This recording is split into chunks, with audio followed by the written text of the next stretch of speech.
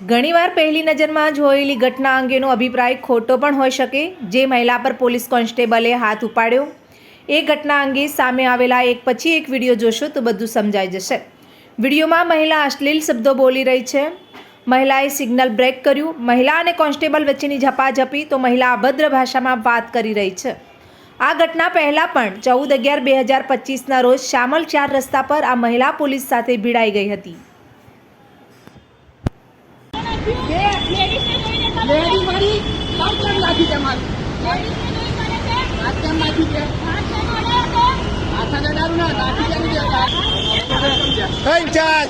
in charge रवा दो guard कोण देस तू गार्ड केम देस गार्ड कोण देस